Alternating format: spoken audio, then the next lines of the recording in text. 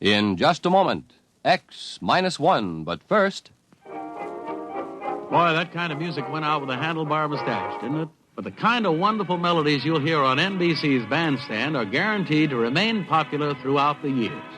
This is Bert Parks, your Bandstand MC. I'd like to invite you to spend 2 full hours each weekday morning with America's top-name bands. Groups like Guy Lombardo, the Dorsey Brothers, and Ralph Flanagan. They'll entertain you in person. So listen Monday through Friday to NBC Bandstand. Now stay tuned for X-1 on NBC. After tonight's broadcast, X-1, the adult science fiction show, will not be heard until Wednesday, September 26th. It will be heard on Wednesdays thereafter. For the exact time, consult your local newspaper. And now, X-1. Countdown for blast off. X-5, 4, 3, 2, X-1, fire.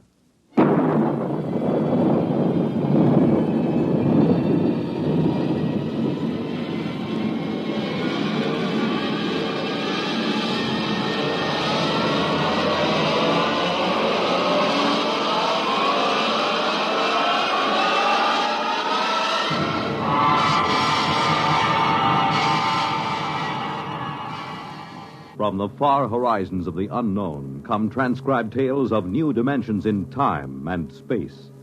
These are stories of the future, adventures in which you'll live in 1,000,000, could be years, on 1,000 maybe worlds. The National Broadcasting Company, in cooperation with Galaxy Science Fiction Magazine, presents X-1.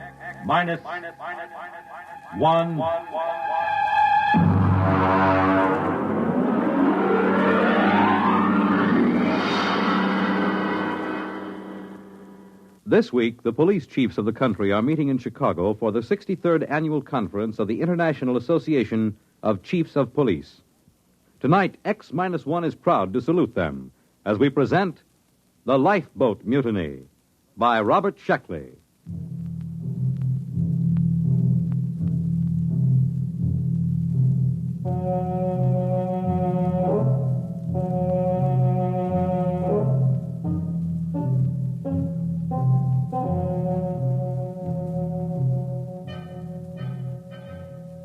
Of course, we should have known better.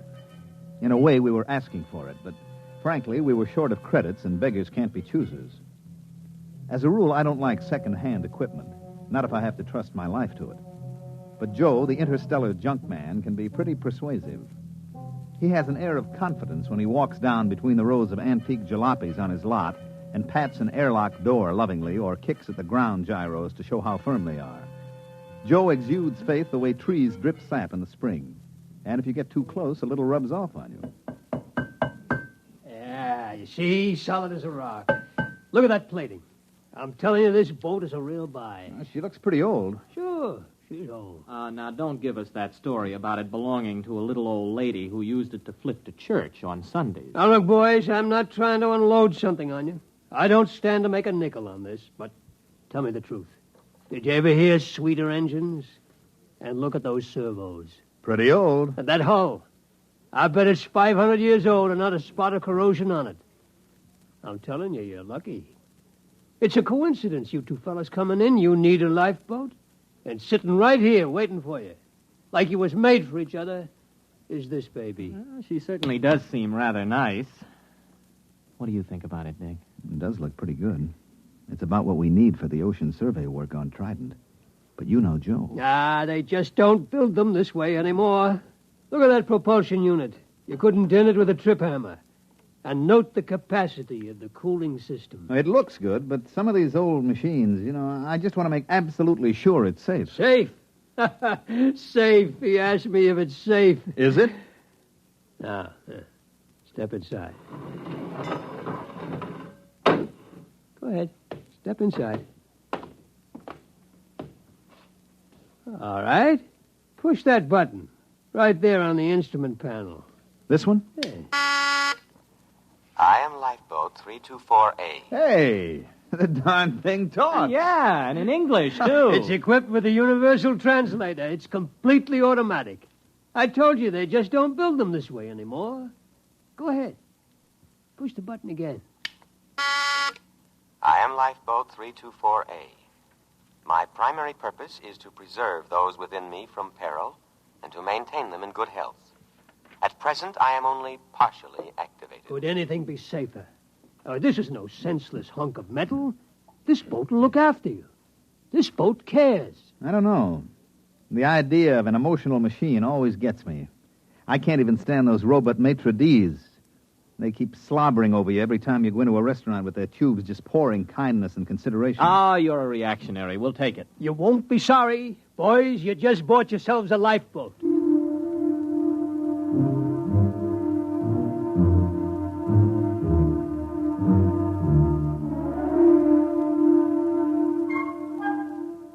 Joe delivered this assurance in the frank and open tones that had helped make him a millionaire several times over. It wasn't that he was dishonest. Far from it. All the flotsam he collected from anywhere in the universe worked. But ancient machines often had their own idea of how a job should be done. They tend to get peevish when forced into another routine.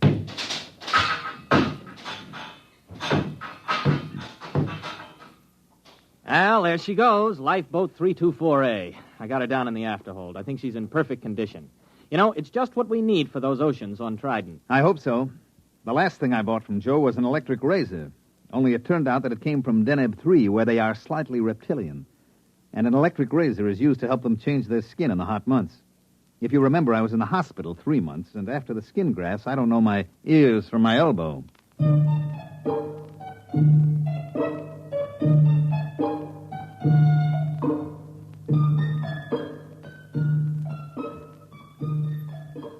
This job we were on was to survey the planet Trident for a real estate speculator who bought it for subdivision. Trident was about the size of Mars, but with a far better climate. There was no native indigenous population, no poisonous plants, and no germ-borne diseases.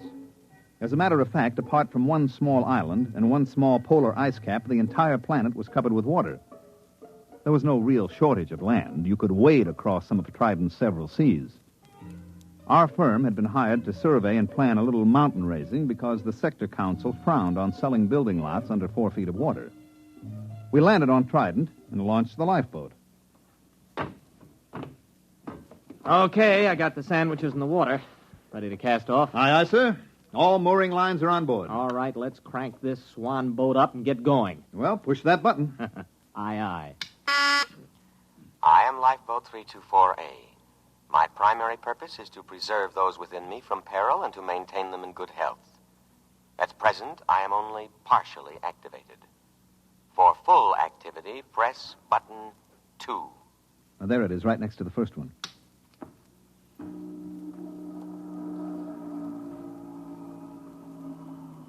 Well? Something's going on back there. Sounds like motors warming up.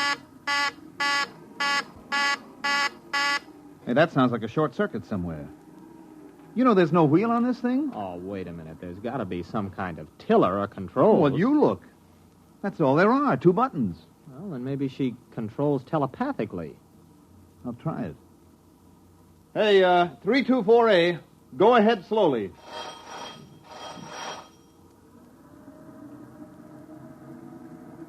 Ah, there she goes. That's it. Starboard a little.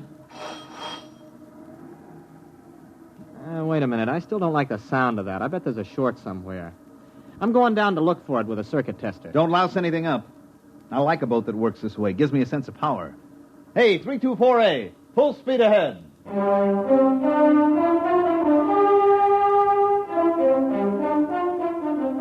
Arnold disappeared into the bilge with a circuit tester, and I handled the survey.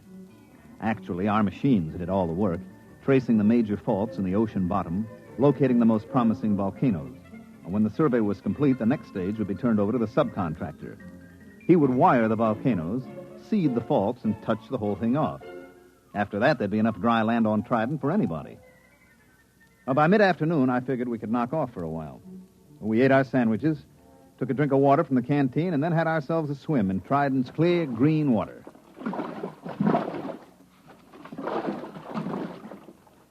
Hey, give me a hand up. There we are. That was very refreshing. Oh, yeah. I'll have to get this grease off with sandpaper, but I think I found the trouble. You see, the leads to the primary activator have been removed and the power cable's been cut. Well, why would anyone do that? Well, it might have been part of the decommissioning, but I got it hooked up now. Go ahead, hit the second button. Might as well have this thing working right. Okay, here she goes.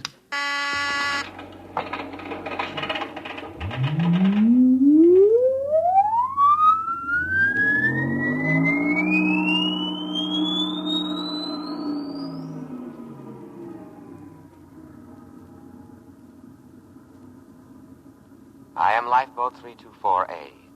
I am now fully activated and able to protect my occupants from danger. Have faith in me.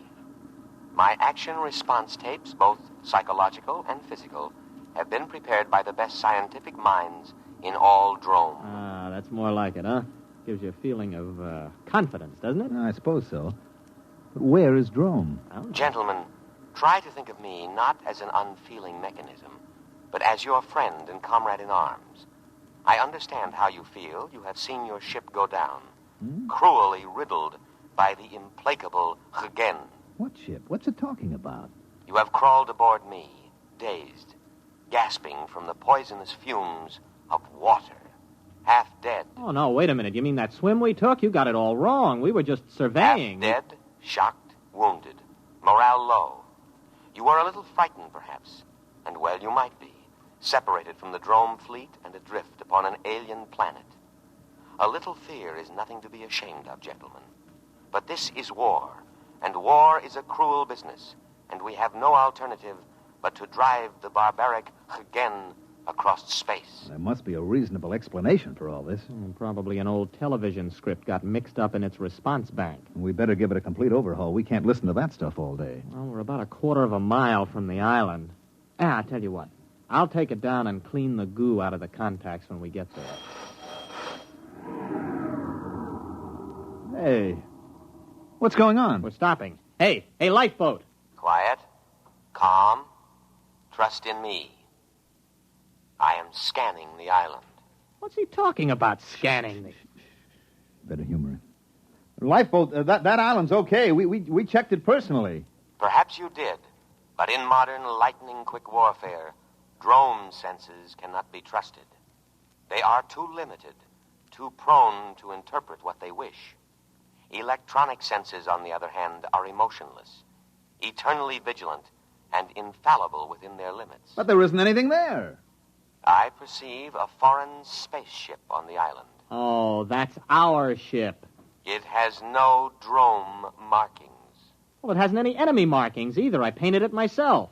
In war, we must assume that what is not ours is the enemy's. Oh.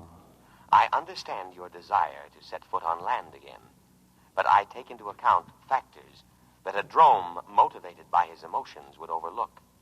Consider the apparent emptiness of the strategic bit of land, the unmarked spaceship put temptingly out for bait, the fact that our fleet is no longer in this vicinity. All right, that's enough. Now, I'm tired of arguing with you. Go directly to that island. That's an order. I cannot obey that order. You are unbalanced from your harrowing escape from death. All right. Enough of this nonsense. I'm just going to take that cutoff switch and... Come to your senses, gentlemen. Only the decommissioning officer is empowered to turn me off. For your own safety, I must warn you not to touch any of my controls. You are mentally unbalanced. Later, when our position is safer, I will administer to you. Now, my full energies must be devoted towards detection and escape from the enemy.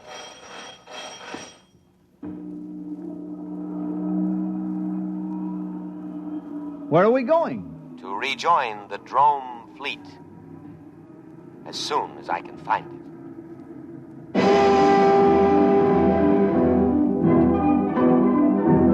We sailed over the empty seas of Trident for the rest of the afternoon and far into the night. At about midnight, we sat in the cabin sharing our last sandwich. The lifeboat was still rushing madly over the waves, its every electronic sense alert, searching for a fleet that had existed 500 years ago upon an entirely different planet.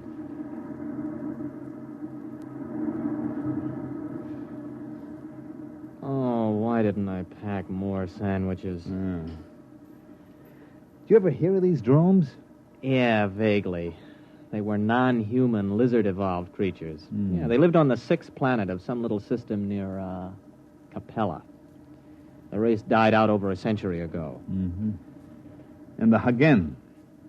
What about them? Also lizards, same story. It wasn't a very important war, you know. All the combatants are gone except this lifeboat, apparently. And us. We've been drafted as drone soldiery. Do you think we can reason with this tub? Oh, no, I don't see how. As far as this boat is concerned, the war is still on. It can only interpret data in terms of that premise. It's probably listening in on us now. No, I don't think so. See, it's not really a mind reader. Its perception senses are geared only to thoughts aimed specifically at it. Yes, sirree. They just don't build them this way anymore. Oh, I wish I could get my hands on Joe. Well, you know, it's actually a very interesting situation. The machine is acting very logically upon no longer existent conditions. Therefore, you could say that the machine is the victim of a systematized delusion. You mean the lifeboat is just plain insane? Well, I believe paranoia would be the proper designation. But it'll end pretty soon. Why? It's obvious. The boat's prime objective is to keep us alive. Our sandwiches are gone, and the only other food is on the island. I figure it'll have to take a chance and go back. Gentlemen, at present I am unable to locate the drone fleet. Therefore, I am turning back to scan the island again. Fortunately, there are no enemies in this immediate area, so I can devote myself to your care. Oh, you see, it's about time you got around to us. We're hungry. Feed us. Of course, immediately.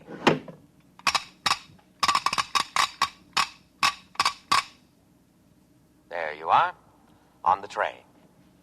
What's that? That looks like clay. Oh, it smells like machine oil. Hey, what's it supposed to be? That is giesel. It's the staple diet of the drone people. I can prepare it in 16 different ways. Try it. All right. It tastes like clay coated with machine oil. We can't eat that. Of course you can. An adult drone consumes 5.3 pounds of giesel a day and cries for more. Now listen, we are not drones. We are humans, an entirely different species.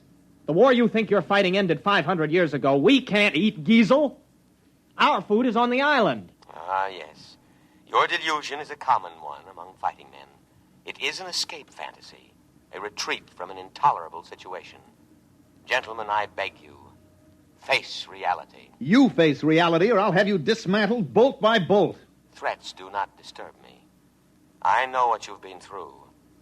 Possibly you've suffered some brain damage from your exposure to poisonous water. Poisonous? To drones. If absolutely necessary, I am also equipped to perform physical brain therapy. It is a drastic measure, but there can be no coddling in time of war. You see, you need not worry.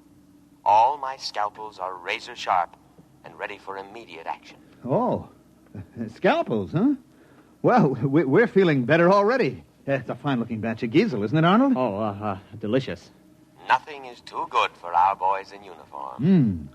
Do try a little. Oh, that's wonderful. Oh, that's delicious. Good. I am moving toward the island now, and I promise you in a little while you will be more comfortable. Why? The temperature here is unbearably hot. It is amazing you haven't gone into a coma. Any other drone would have. Soon I'll have it down to drone norm of 20 degrees below zero. And now I'll play our national anthem.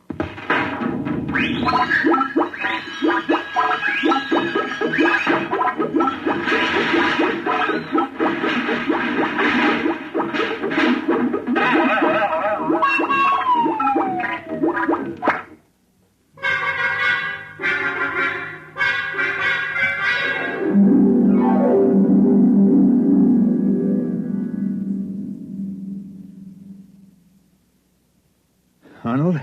What? I'm cold. Well, you should be very comfortable. Drones live at 20 below zero. We're drones and no back talk. Those cooling tubes are all frosted up. Yeah, I just wrote my name in frost in the porthole. Hey, wait a minute. Wait a minute. I got an idea. Just follow my lead. Why not? Lead on, fellow drone. Give me the canteen. What are you doing? Just gonna get a little exercise. Gotta stay fit, you know. That is true. Here you are, boy. Catch. Look out, that canteen's heavy. Just throw it right back, boy. Just heave it right in. Come on, let's see your curve. Be careful with that receptacle. It's filled with a deadly poison. Water. Oh, we'll be careful. Here we go. Bad shot, old man. Oh, how careless of me. I seem to have broken the cooling tubes. Cooling fluid all over the floor. I should have taken precaution against internal accidents. It won't happen again. But the situation is very serious. I cannot repair the cooling tube myself. I'm unable to properly cool the boat. Say, that's tough. Now, if you'll just drop us on the island... That is impossible. My first duty is to preserve your lives, and you couldn't live long in the climate of this planet. But I'm going to take necessary precautions to ensure your safety. What are you going to do? There is no time to waste. I will scan the island once more. If our drone forces are not present, we will go to the one place on the planet that can sustain drone life. What place? The southern polar ice cap. The climate there is almost ideal. 30 degrees below zero. And, of course, I must guard against any further internal accidents. So, I will lock you gentlemen in the cabin.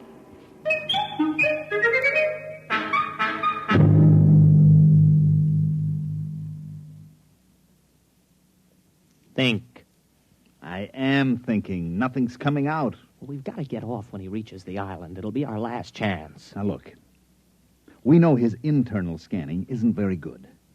When we reach the island, maybe we could cut his power cable. Oh, you couldn't get within 5 feet of it. He's got an electric charge on all the controls. I am now scanning the island. Place looks fine today. Oh, sure does. I'll bet our forces are dug in underground. They are not. I scanned to a depth of 100 feet. Well, under the circumstances, I think we should examine it a little more carefully. It is deserted. I cannot let you endanger your lives by going ashore. Drome needs her soldiers, especially sturdy, heat-resistant types like you. We like this climate. Spoken like a patriot. I know you must be suffering, but now I am going to the South Pole to give you veterans the rest you deserve. Wait a minute. You don't understand. We're operating under special orders. We weren't supposed to disclose them to any vessel below the rank of super dreadnought. We're a suicide squad. Yes, that's right. Especially trained for hot climate war. Our orders are to land and secure that island for the Drome forces. I didn't know that. You weren't supposed to. After all, you're only a lifeboat. Land us at once. I couldn't guess, you know. All right. We'll head for the island. Arnold, it's going to work. Why not, as long as we tell him the truth? The beach is only 50 yards away.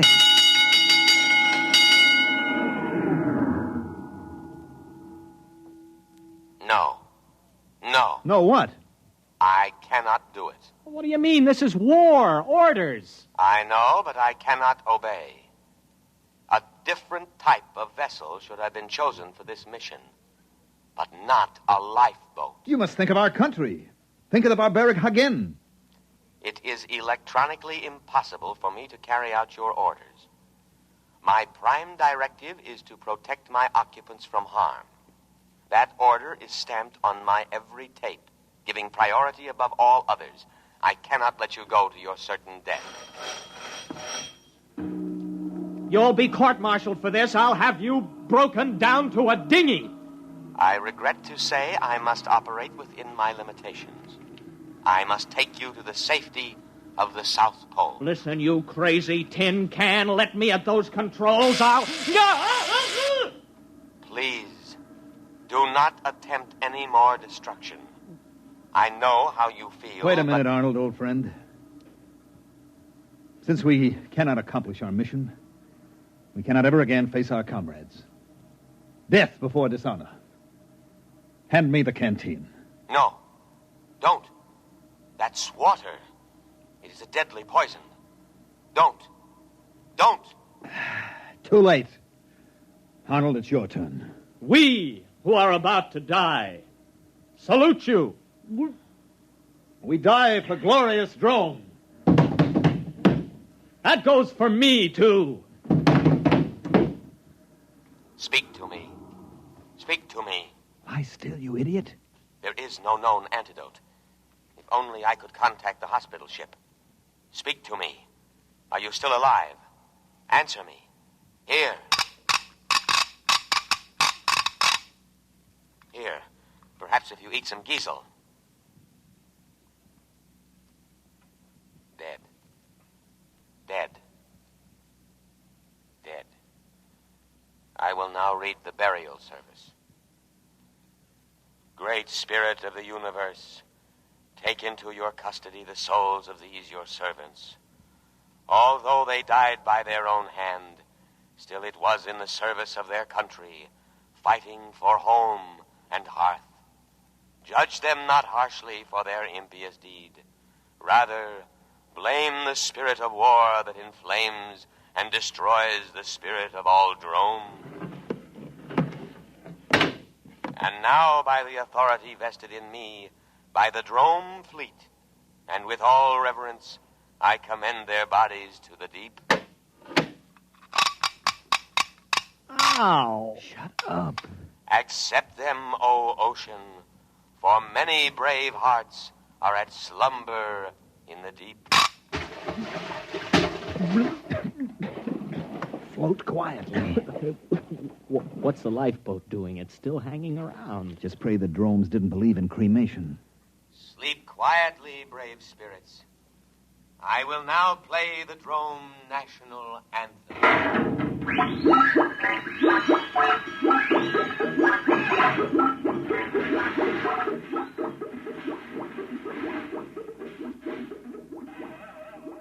Well, there she goes.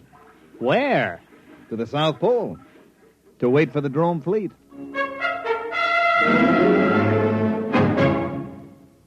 You have just heard X-1, presented by the National Broadcasting Company in cooperation with Galaxy Science Fiction Magazine, which this month features The Man Who Ate the World by Frederick Pohl. This is the story of a civilization which flowed with milk and honey, and of a man whose tragedy was that he had not drowned at birth. Galaxy Magazine, on your newsstand today. Tonight, by transcription, X-1 has brought you The Lifeboat Mutiny, a story from the pages of Galaxy written by Robert Sheckley and adapted for radio by Ernest Kenoy. Featured in the cast were Leon Janney, Mandel Kramer, William Redfield, and John McGovern. Your announcer, Fred Collins. X-1 was directed by Daniel Sutter and is an NBC Radio Network production.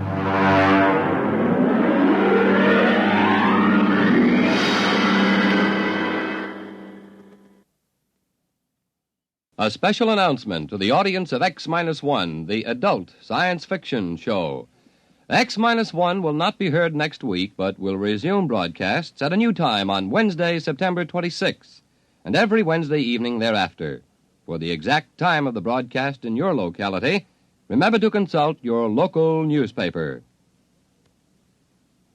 The music of Tommy Tucker, live on Bandstand, weekday mornings on NBC Radio.